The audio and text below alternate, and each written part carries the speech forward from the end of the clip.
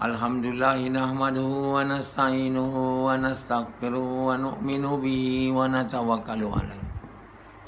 Wa na'udzu billahi min shururi anfusina wa min sayyiati a'malina.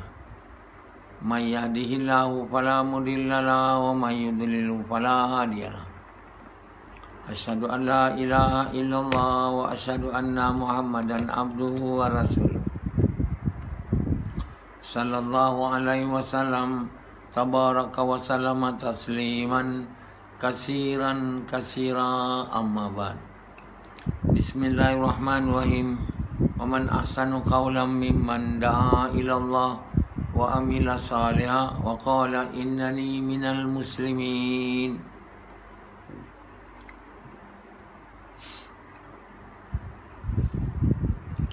Tuan-tuan, bapa-bapa sekalian dan ibu-ibu sekalian, berkumpullah seluruh makhluk ni nak buat sesuatu. Takkan dapat melainkan diizinkan oleh Allah SWT.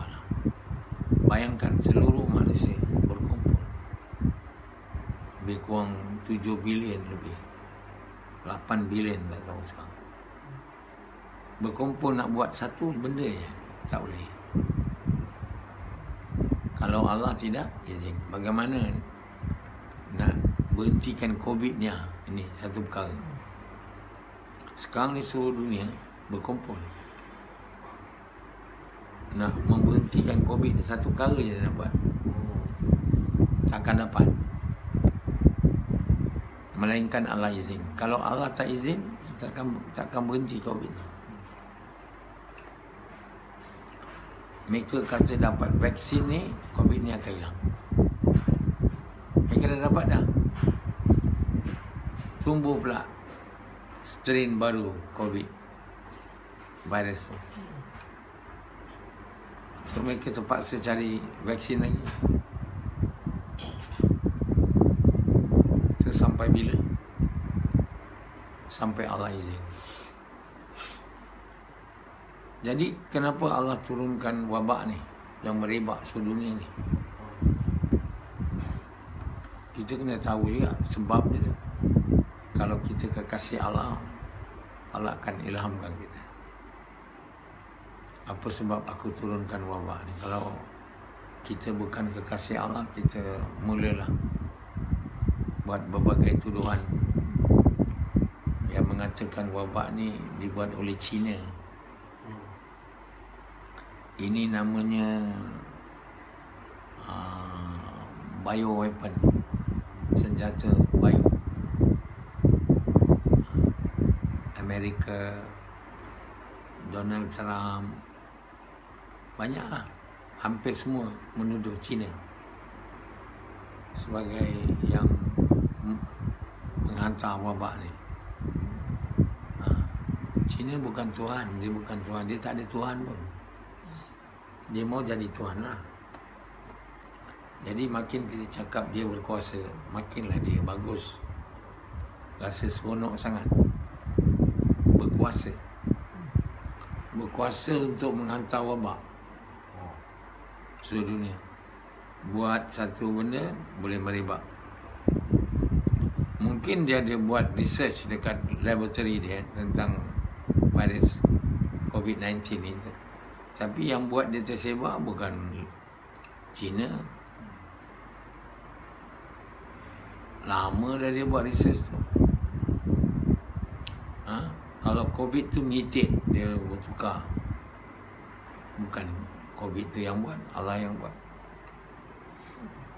Tak ada siapa yang boleh buat melainkan Allah. Itu manusia tak ada dalam fikiran dia. Dia Allah langsung tak ada. Oleh kerana itu, mereka apa yang nampak, itulah mereka kata betul apa yang mereka tahu. Tapi mereka tak tahu. Allah pun tak tahu ada. Mana nak tahu? Takkan Allah nak bagi tahu dia tak tahu Allah ada. Orang Amerika, Europe, seluruh dunia tak tahu. Orang depan saya pun tak tahu Allah ada. Yang bekerja keras jugalah tu. Tak ada lagi merasai Allah melihat, Allah ada, Allah buat, tak ada. So tiba je berlaku COVID, dia cuba cari siapa mula buat. Yang mereka nampak, mereka tahu Cina lah. Jadi dia buatlah tuduhan tu. Tuduhan mereka tu tak betul. COVID ni bukan sebab Cina, Allah buat. Cubalah, Cina takkan tak nak bencikan buat COVID ni. Dia pun nak bencikan juga. Kalau Allah tak izin, mana dia boleh. Cubalah, dah setahun lebih dah. Nah, kalau Cina boleh buat vaksin dia, tu dia nak jual. Tapi dia pun tak ada. Jadi bapa yang mula ini sekarang seluruh manusia berkumpul. Semua pakar, semua saintis, semua orang pemimpin-pemimpin dunia bersetuju, bersatu hati untuk memberhentikan COVID ni. Tak ada yang tak nak. Boleh berhenti sekarang. Kalau boleh berhenti, dah lama lah berhenti. Takkan orang nak sampai setahun lebih ni. Maknanya tak boleh. Untuk apa Allah hantar COVID ni? Untuk Allah ajar manusia yang tak kenal Allah ni, tak tahu Allah ni, tahu bahawa ada kuasa selain daripada yang mereka ada, yang menguasai mereka, iaitulah Allah. Jadi kamu tak ada Allah juga, tapi bila dia beritahu ni, kamu setuju lah. Percaya tak? Setuju je, percaya tak? Macam Azri, tak percaya. Percaya ni dalam hati. Tahu ni kat otaknya. Tahu Allah buat tapi tak berpercaya. Jadi anggap kalau ada vaksin nanti mungkin hilang. Tak ada. Vaksin ada pun dia tak hilang. Bukan vaksin boleh hilangkan. Yang boleh hilangkan Allahnya. Itu tak ada.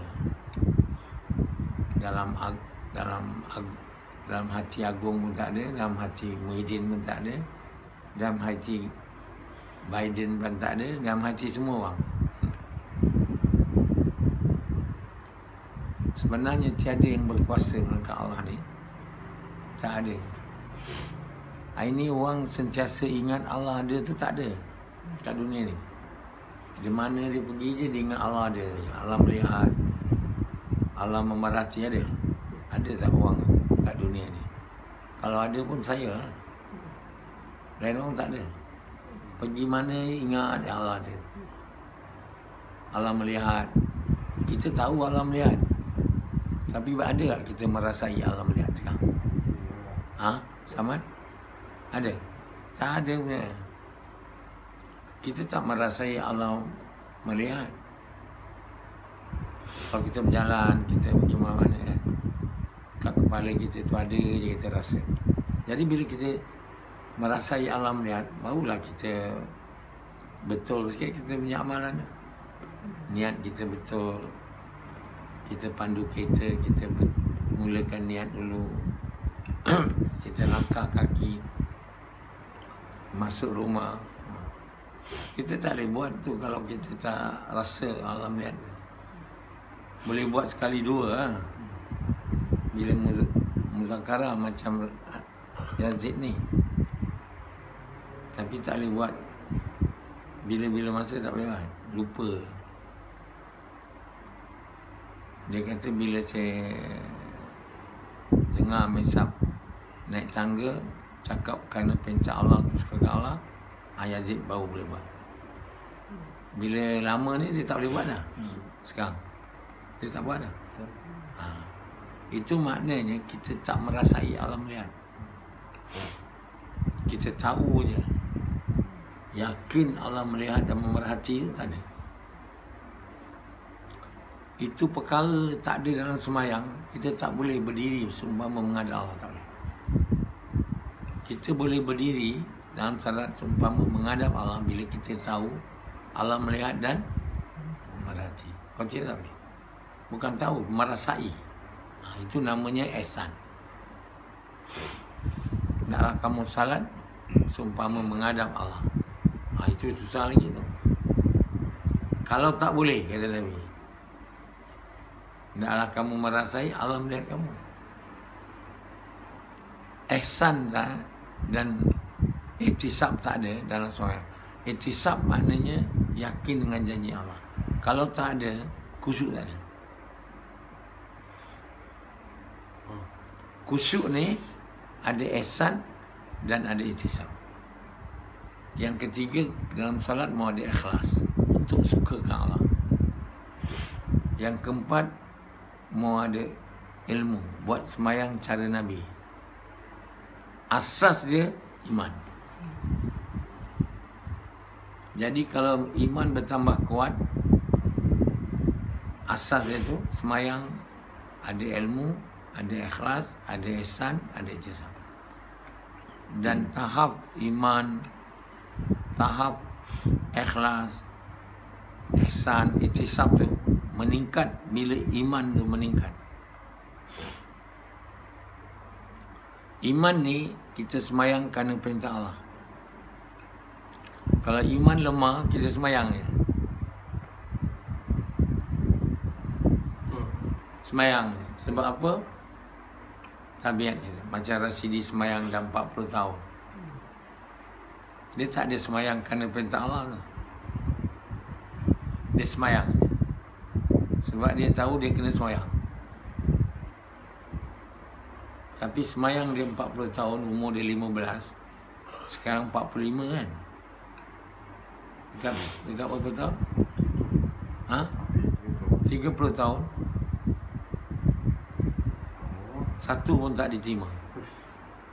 Sebab apa satu pun tak terima? Ikhlas pun tak ada.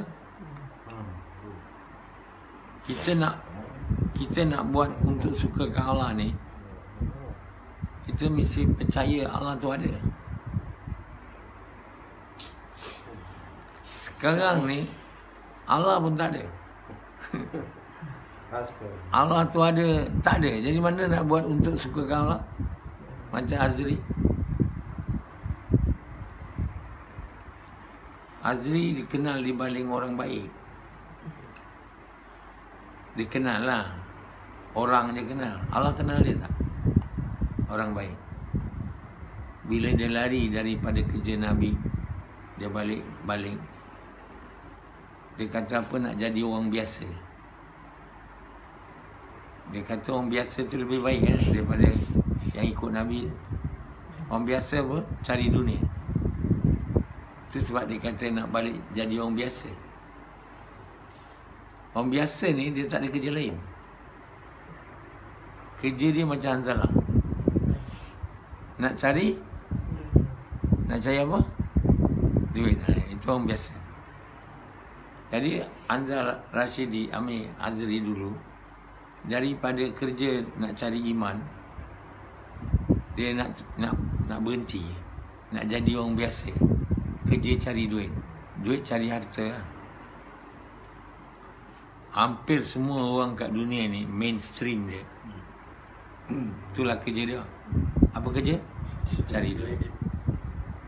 Rashidi ni sampai ke hari ni kerja dia cari duit.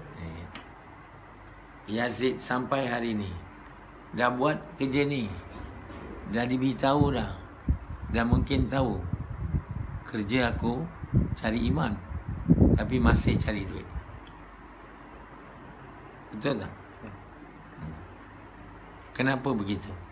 Lama dah. Ini Bayi Wahab cakap kerja ni kerja kita. Dia pun tak jadikan kerja ni kerja dia lagi. Dia cakap je.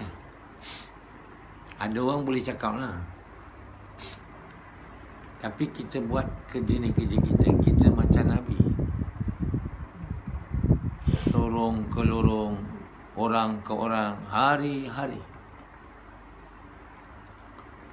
Sebahagian besar hari kita untuk itu. Sikit waktu untuk keperluan.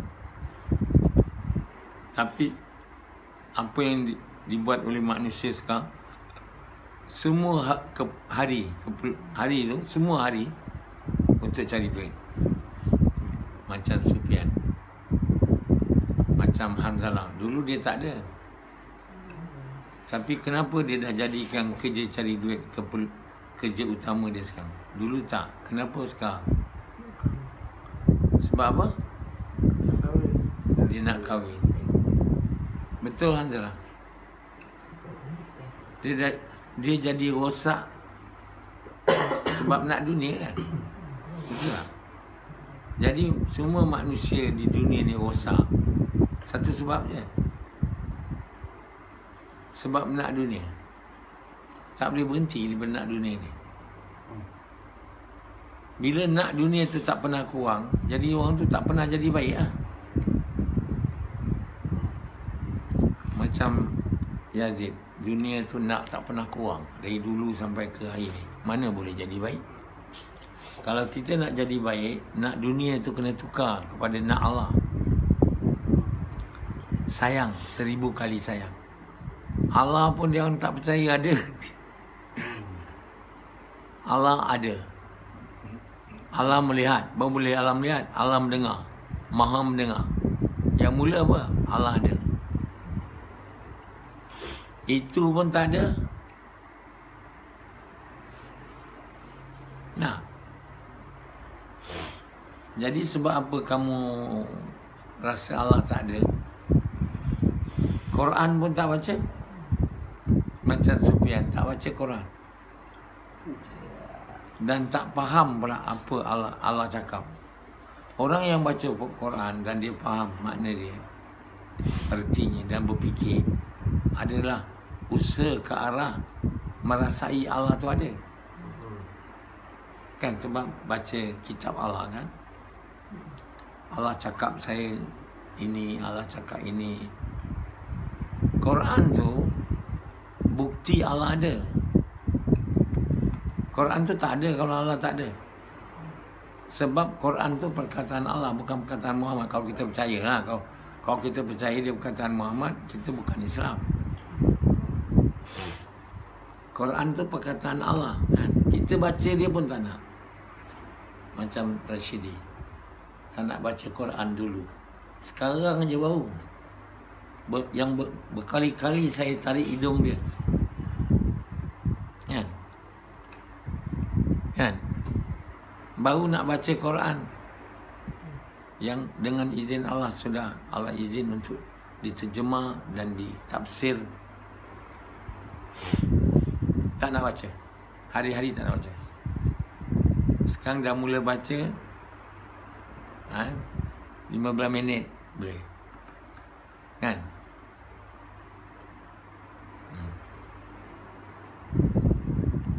Dengan izin Allah saya dah baca 1 hari semalam. Kan? 100 ayat. Surah Al-Imran, buku 1. Dia ada 3 buku. Satu buku 330 gitu. So dengan izin Allah 3 hari saya boleh habis baca Quran. Jadi bapa yang mulia, orang Quran ni ialah orang yang baca, fikir, amal dan dakwahkan Quran. Kita kena dakwah Quran dan dakwah dengan Quran. Sebab apa? Quran ialah perkataan Allah. Jadi kalau kita nak tambah percaya Allah ada, Quran mau baca. Kalau tidak macam mana? Allah ada macam mana Allah ada tu? Cakap Allah ada macam orang nak percaya iman kuat dengan belajar hafal sifat 20. Pertama Allah ada. Sampai mati tak ada dapat. Nah. Pertama Allah ada, Allah bagi Quran, tak baca. Mana nak Allah ada? Sebab itu sampai hari ini Allah ada tak ada. Kenapa? Tak pernah nak tahu apa Allah mahu. Quran tu perkataan Allah. Sufyan mana dia percaya Allah dia? Dia semayang sebab tabiat. Dulu tak semayang langsung dia. Dia seperti haiwan. Orang yang tak semayang, tak buat kerja dakwah ni kan, mereka tu macam betul-betul haiwan. Sufyan lebih layak dipanggil badak, kan, daripada dipanggil insan. Sebab kehendak dia haiwaniat, perangai dia manusia. Kalau kehendak kita haiwaniat, perangai mestilah haiwan. Kehendak kita makan, minum, kan, bersetubuh macam Sufyan. Ya, Sufyan ada sikit. Keinginan Sufyan apa? Makan, minum, bersetubuh, berehat, berjalan-jalan. Itu bukan main punya lah. Main dia makan, minum, tidur, bersetubuh. Betul tak? Dan sekarang dia memiliki isteri. Tiap-tiap malam dia boleh bersetubuh. Tiap kali saya tanya, kau bersetubuh tak? Kau bersetubuh Sufyan semalam? Malam tadi tak. Jadi itulah kehendak dia. Kehendak tu kehendak haiwan tu. Orang tu boleh jadi insan ke dengan kehendak haiwan? Tentulah kehendak dia tu, dia kena kerja. Kerja cari apa? Cari iman. Cari apa? Cari duit. Sebab itulah orang hari ni sebenarnya bukannya insan dia. Hidung, telinga semua manusia, perangai semua haiwan. Sufyan ni haiwan. Badan besar. So kita boleh samakan dia dengan badak. Ya. Bini dia pun haiwan. Dua-dua haiwan. Anak-anak pun haiwan.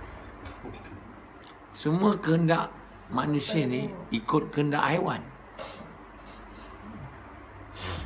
Kita boleh jadi insan, Hanzala, manusia, bila kehendak kita bukan sama dengan kehendak haiwan. Ana, makan, minum ni semua bukan kehendak kita, keperluan kita. Kehendak kita apa? Nak Allah. Sufyan punya, Hanzala punya kehendak nak Allah. Hai, jawab. Tak. Nak Allah ke nak benda? Sekarang. Nak benda ke nak Allah? Nak dua-dua tak boleh. Ternyata Hanzala dia nak dunia. Makan, minum, dan dia nak perempuan yang dia tak dapat sekarang. Nak buat macam Sufyan. Sesatu kurang, seks. So untuk nak seks tu macam Rasidi biar anda, dia kena kerja lah. Tak boleh dapat isteri kalau lepas tu tak ada rumah pula. Kena ada rumah, kena boleh sewa rumah. Lepas tu rumah takkan kosong pula. Kena ada katil,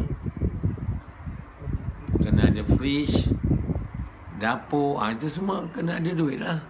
Lepas tu ada anak pula, pun kena ada duit. Jadi manusia ni yang menjadikan maksud hidup dia, menyempurnakan kehendak dia, iaitu dunia, material. Dia punya kerja cari duit hari-hari, siang atau malam, mati jadi haiwan. Tentu Allah murka. Kenapa Allah murka? Sebab Allah mahu jadi kita bukan haiwan. Allah mahu jadi kita insan. Jadi kekasih dia.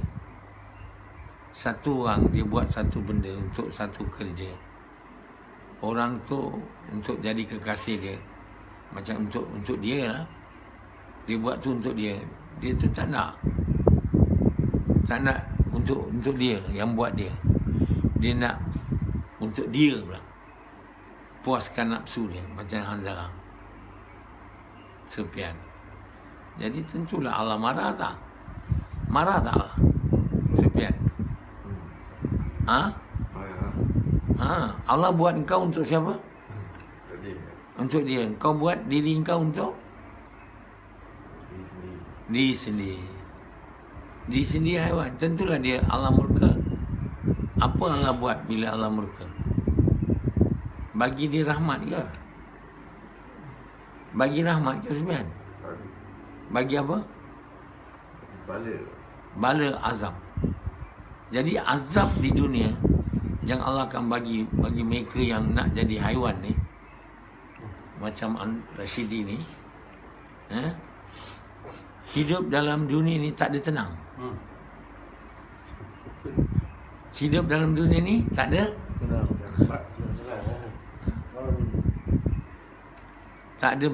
tenang, tak ada gembira lah.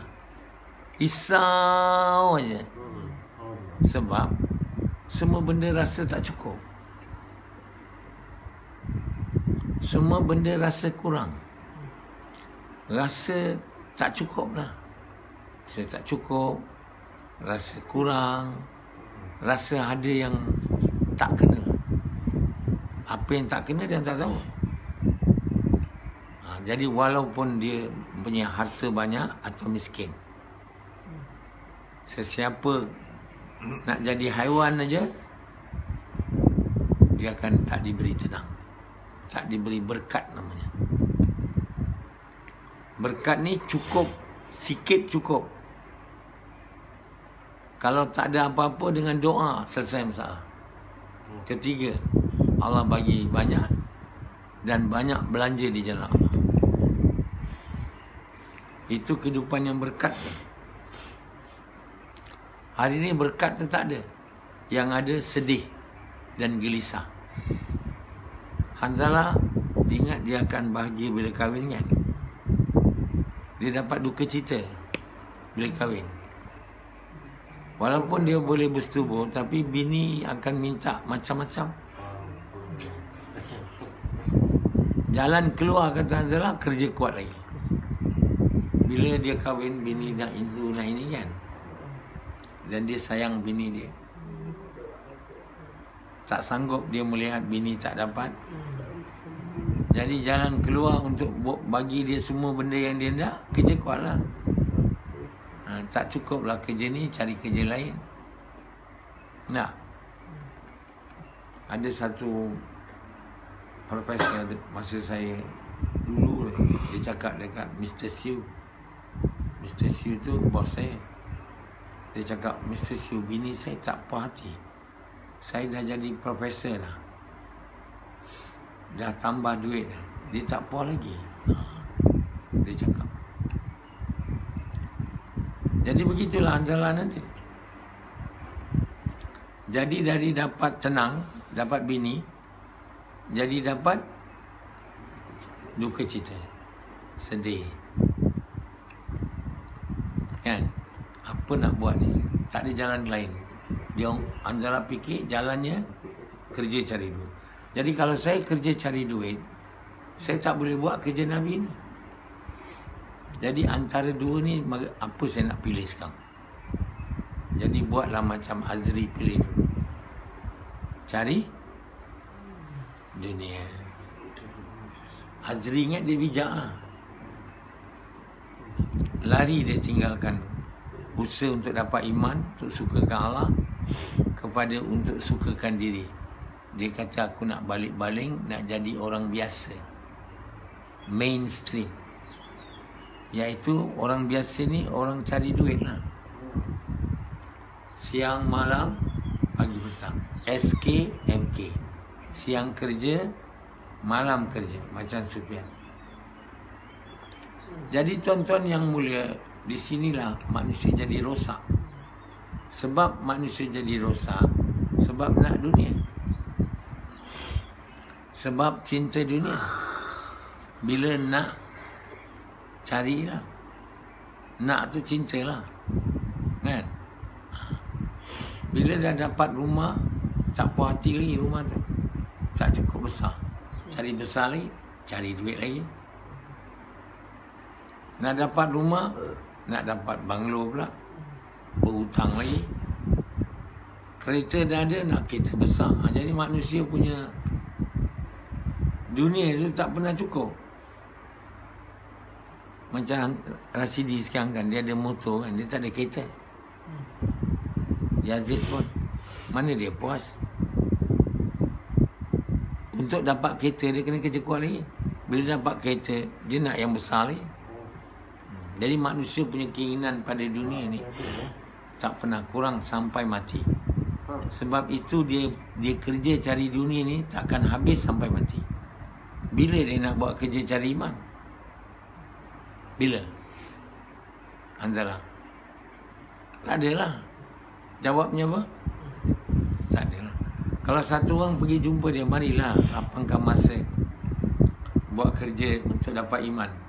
Agak-agak dia terima tak? Dia takkan terima. Sebab apa? Dia punya maksud hidup nak bahagia dengan keluarga, kan? Anak membesar, bini baik, rumah bagus, kereta bagus. Itu maksud dia. Maksud dia bahagia. Ini kau nak suruh aku bagi masa untuk dapat iman, amal yang baik, supaya Allah suka, Allah bahagia, bukan aku. Aku tak nak. Kita ingat kita bahagia bila banyak benda. Kita ingat, yakin dapat benda boleh dapat bahagia. Ingat benda boleh bagi bahagia. Yakin tu yakin yang salah. Yakin yang salah inilah buat manusia cinta dunia. Sufyan percaya dalam hati dia yang dalam. Betul tak Sufyan? Dia banyak harta, banyak benda, dia akan bertambah bahagia dan berjaya. Betul tak? Kerana kepercayaan yang salah inilah Sufyan kerja siang malam. Dia minta lapang masa 4 bulan untuk usaha, untuk kuatkan iman. Amal dia jadi tambah baik, supaya Allah tambah suka. Sufyan nak ke? Ha? Dia nak tak? Sufyan nak tak? Dia tak nak. Kenapa dia tak nak? Sebab dia nak dunia. Jadi dunia yang menipu ni, kelazatan yang menipu ni, bila talqin tu kan, imam cakap, kurang habislah waktu lazat kamu di dunia, maka akan ada mungkar nakir tanya kamu. Bila tanya soalan ni, jawablah. Siapa Tuhan, apa Tuhan kamu? Katakanlah Allah. Janganlah. Imam tu, khatib tu, dia tak tahulah. Tapi yang keliling tu, yang duduk berdiri, yang tak mati lagi tu patut dengar lah tu. Yang mati tu tak tahulah. Tapi Tuan yang mulia, makna masa lazat di dunia habislah. Sufyan besok mati. Kata kita dapat berita Sufyan accident dan ada di ward GH. Kita pergi jumpa dia, dah mengar dah. Doktor kata dah tak ada harapan. Bini dia yang gemuk tersungkur kat tepi, menangis-nangis. Jangan mati bang, jangan mati. Kita pun cakap semoga engkau bahagia Sufyan. Ucaplah kalimah. Janganlah sedih kalau kau kena mati. Itu je lah kalau cakap. Tapi pasti kalau masa mati Sufyan dah sampai, tak ada siapa boleh tahan. Bini dia tak boleh, siapa pun. Kalau mati Sufyan besok, mati Sufyan sebagai yang dicintai oleh Allah, kau dimurkai Allah. Sama. Dimurkai. Jadi kita jangan nak mati. Bila-bila masa kita kena bersedia untuk mati dalam keadaan Allah suka kita. Itulah sebenarnya tujuan hidup kita kat dunia ni. Last hidup kita mati. Mati kita dalam keadaan Allah gembira. Macam mana nak buat mati Allah gembira? Takkan banyak harta pula. Amal rosak. Mati dengan iman yang kuat dan amal yang baik. Kalau kita tak ada harta, Allah tak akan marah kita. Kalau kita mati tak ada harta, ada marah. Allah murka dengan kita bila kita mati, iman tak ada. Kita mempersekutukan Allah dengan kerja, dengan duit, bahawa Allah murka. Dan apabila Allah murka, pastilah kita masuk kat kubur, kita tak boleh jawab semua soalan kubur, pastilah kita akan dipukul. Dan terbenam kita, congkil lagi, pukul lagi. Dah, macam mana kita nak tahan? Semua orang dah balik.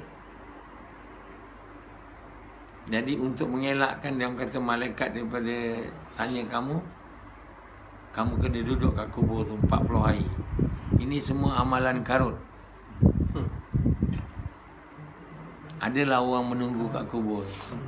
Selagi tunggu, malaikat tak datang. Malaikatnya bukan takut dengan kamu, apa kamu bukan Tuhan. Ada perintah tanya, mesti tanya. Ada orang, tak ada orang. Jadi tuan-tuan bapa sekalian, ini semua agama Cina semuanya. Cina kan, namanya kubur. Terlalu seksa Cina ni. Bukannya dalam dunia dia kena banyak duit. Kahwin kena banyak duit, mati pun dia kena banyak duit. Jadi orang Islam tak ada banyak duit. Cina yang agama Buddha, bukannya untung dia agama tu, seksa dia. Manalah Cina nak bahagia? Bila raya Cina je, semoga kamu kaya, semoga kamu prosperous. Tak habis-habis dari dulu. Daripada mula hari raya Cina sampailah tua ni, doa tu. Siapa yang alam tak ada seorang buat prosperous ni, banyak derita dan duka cita. Banyak harta pun duka cita.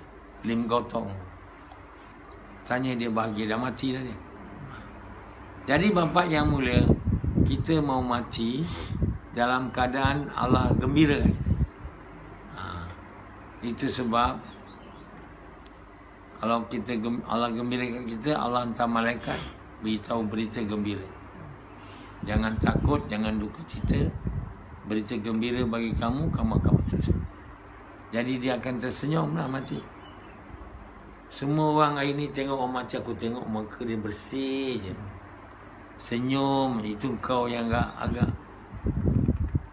Tuan-tuan bapa sekalian, Allah tahu. Tak ada siapa tahu siapa yang matinya diredai Allah dan siapa matinya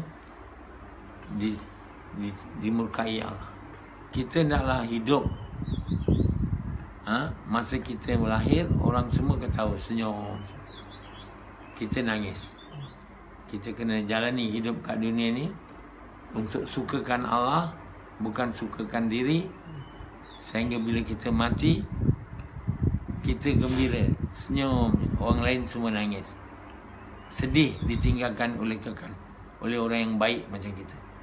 Inilah sebenarnya gaya hidup kita yang patut kita lalui di dunia ni, untuk jadi kekasih Allah, bukan kekasih diri kita, bini kita, anak kita, atau apapun selain Allah. Tapi untuk jadi kekasih Allah dengan jalan kita ke jalan Muhammad SAW. Pertama kita kena buat selepas kita mengucap, kena buat kerja dakwah. Kerja mengajak manusia kepada Allah, mengajak manusia kepada kebaikan, mencegah kemungkaran dengan korban harta diri. Dengan cara Muhammad SAW, dengan niat nak Allah. Sehingga Allah suka hari-hari cuti mati saya.